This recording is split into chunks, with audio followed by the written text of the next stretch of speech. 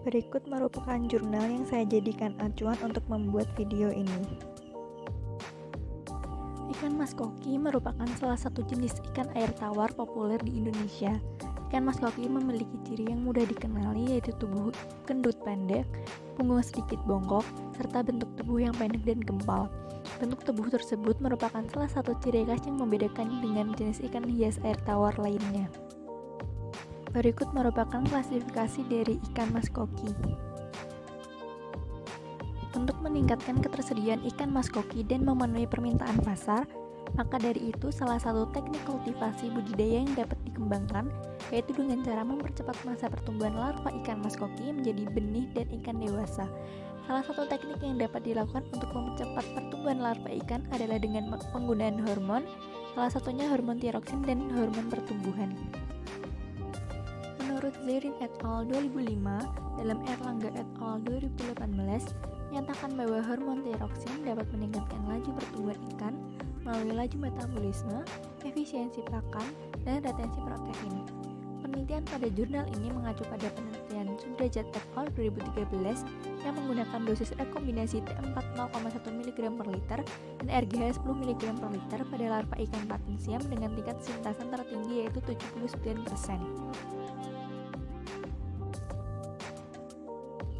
Penggunaan hormon tiroksin dan RGH dapat diterapkan dengan beberapa metode, yaitu melalui oral, perendaman, dan penyuntikan.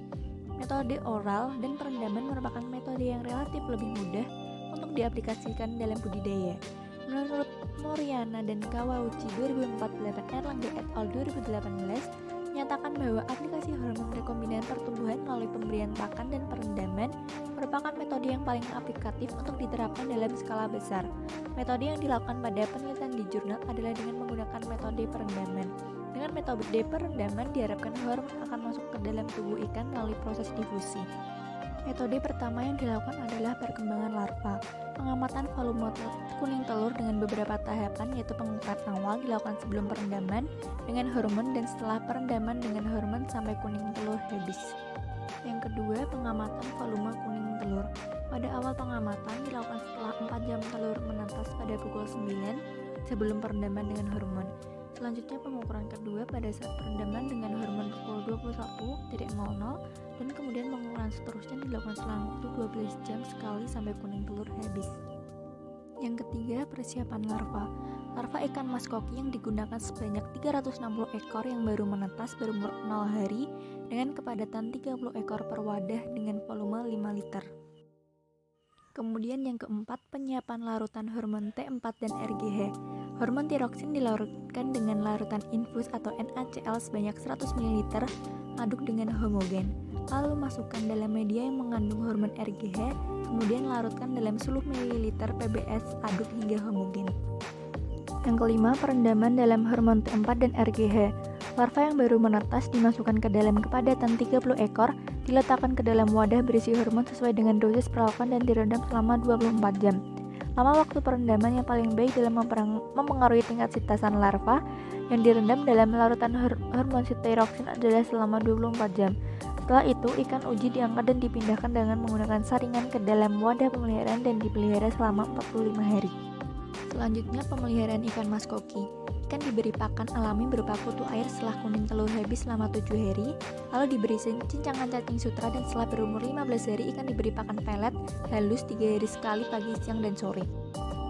Lalu yang terakhir, pemantauan kualitas air. Pemantauan kualitas air dilakukan setiap 7 hari selama penelitian.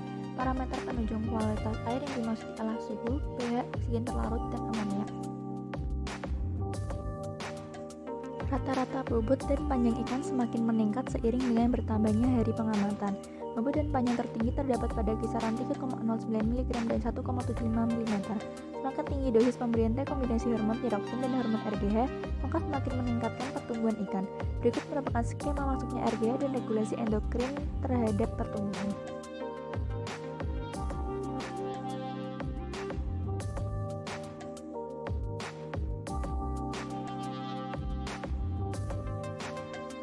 Dari percobaan didapatkan bahwa dosis yang digunakan efektif sehingga hormon bekerja aktif dalam meningkatkan metabolisme ikan, yaitu dosis T4 0,15 dan RGH 15